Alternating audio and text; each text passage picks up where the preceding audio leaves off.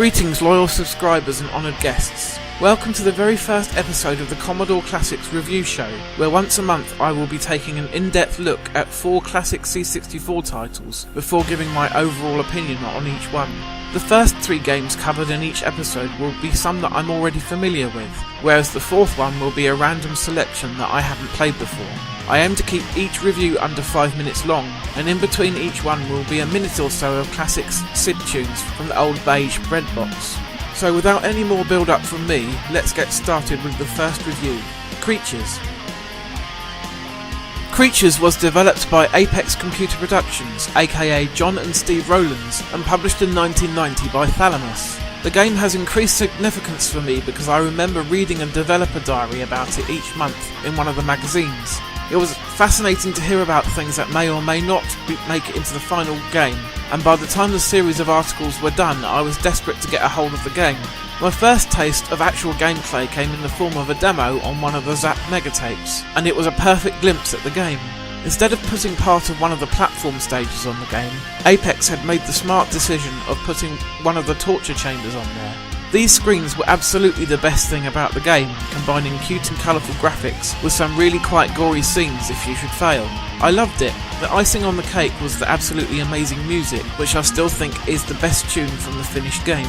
Anyway, let's take a step backwards and talk about the overall structure of the game for a minute. There were 3 worlds, each made up of 3 sub-stages, with the first 2 of each world being fairly lengthy platforming stages, and the third being the more puzzle-centric torture chambers. The platform levels were okay from a gameplay point of view, but not amazing, and they had their fair share of little frustrations and idiosyncrasies. For example, there are a lot of slopes throughout the stages, but your character, a fuzzy wuzzy named Clyde, was unable to walk up these slopes smoothly.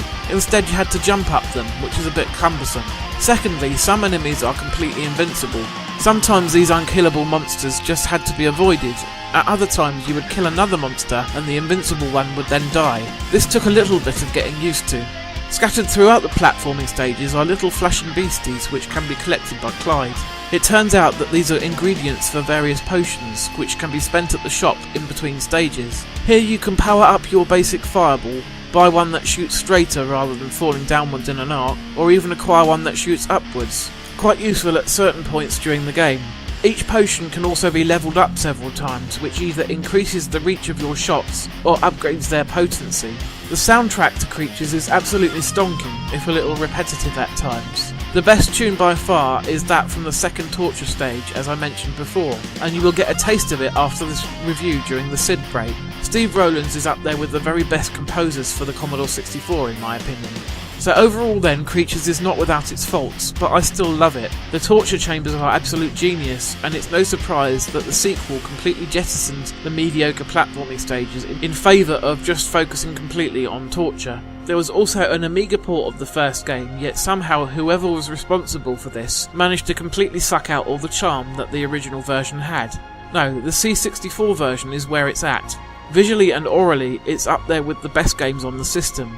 The gameplay was not quite there the first time around, but this was most definitely fixed for the sequel. I would still recommend firing up Creatures 1 and giving it a playthrough, though perhaps with a trainer enabled. Oh, and don't forget to let the fuzzy wuzzies die the first time you attempt each torture stage. The fantastically gory animations are still impressive today.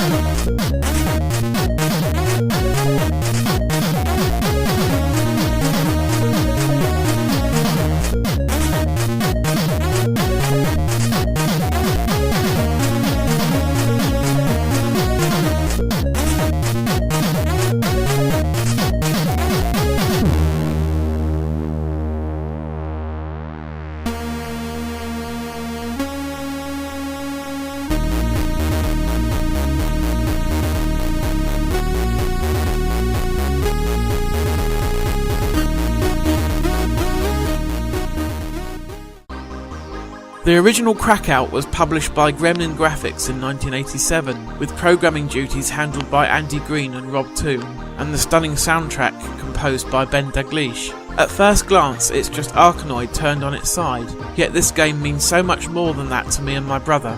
Many years ago now, I used to come home from school time and time again, and find my brother was already there at my Commodore 64, playing Krakout.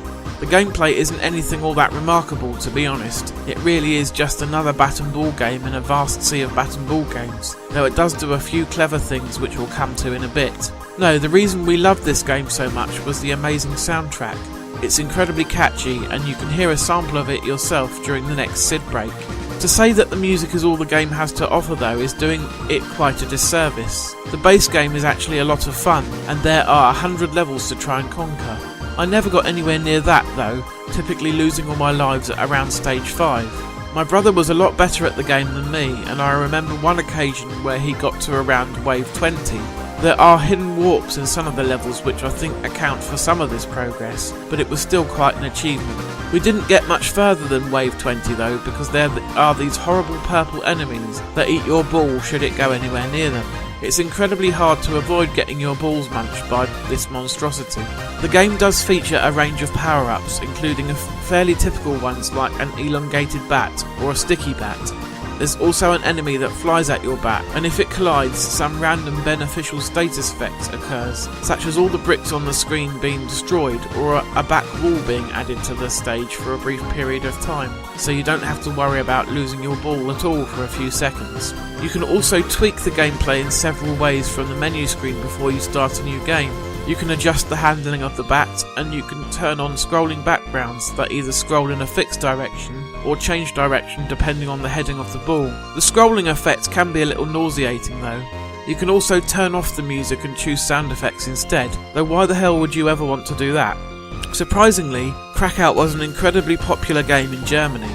So much so in fact that a hacker group created an unofficial Krakout construction kit, and then Krakout 2, 3 and 4 were put out by various people containing sets of user-made levels. The base game was still exactly the same however, and the fantastic music remained intact. Krakout remains as fun to play today as it was when it was first released, and I still come back to it now and again for a quick go.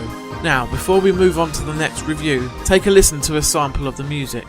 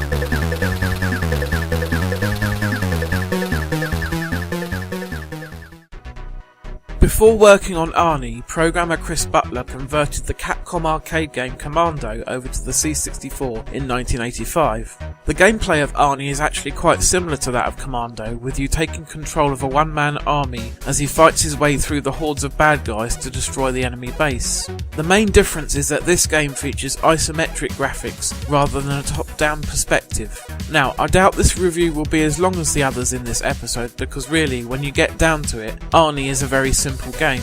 That is part of its charm though. You can pick up the joystick and pretty much instantly understand what it is that you're supposed to do. Move, shoot, survive.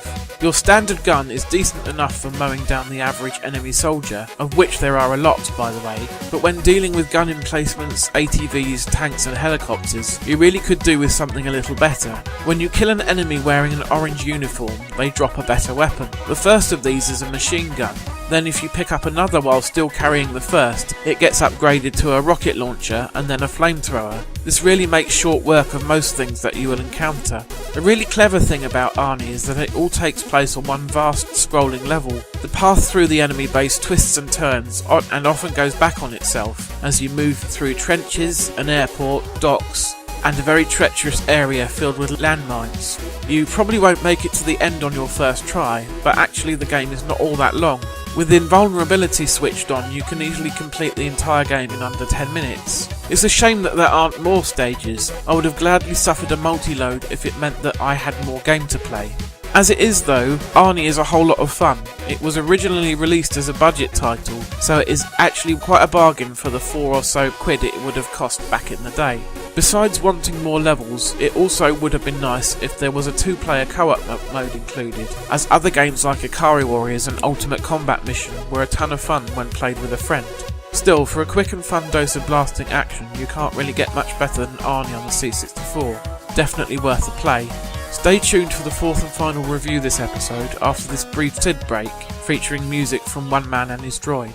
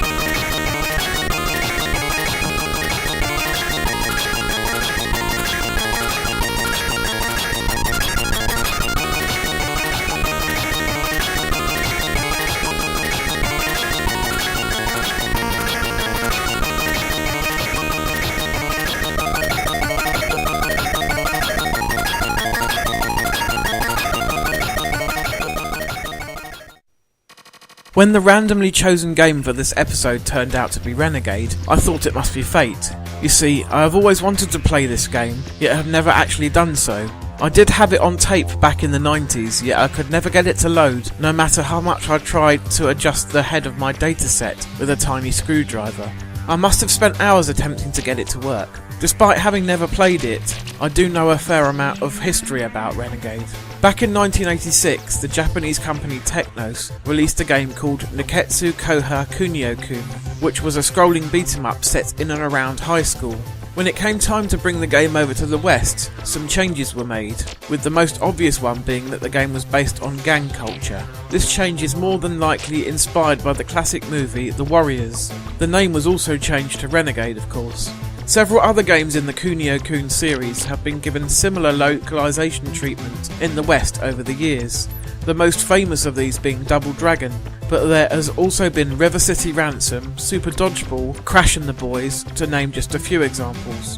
Back to the game in question though, what did I make of Renegade after all these years? Well, the graphics are quite nicely drawn, with well animated sprites that you can tell are supposed to be humans. There's also quite a nice jazzy tune that plays in the background. All of this is good, but the controls are horrible. Your movement is handled by the joystick, but to actually fight, you have to press buttons on the keyboard, and there are separate buttons for fighting in the left or right direction. Maybe on an original Commodore 64 keyboard this isn't all that hard to manage, but when playing the game via an emulator on a PC, the keys are not quite close enough together to be able to easily switch from one to another without looking at them. Combine this with AI opponents that are constantly getting out of reach of your attacks, and you have a very difficult game. I really wanted to like it, but the fact is trying to play the game through an emulator is not a lot of fun at all. Ideally, I would like to revisit the game at some point and play it on a proper C64 hardware. I have been thinking about buying a real 64 for a while now, though I won't be able to get one for a month or so at least. Even then, I won't be able to capture footage from it like I can with a PC and fraps. Having said all that though, I still think the controls would take a lot of getting used to on a real C64 regardless, so I'm still not certain I would enjoy it. What can I say? I guess that this game just isn't for me. Sorry. So there we go. That last review was a bit of a disappointment, but that's the way these things go from time to time. I hope you enjoyed this first episode of the review show though. If you did, please take a second or two to click on the like button and subscribe button. Feel free to leave a comment as well and let me know which games you would like to see me cover in a future episode. The Commodore Classics review show will return in June. Until then, take care.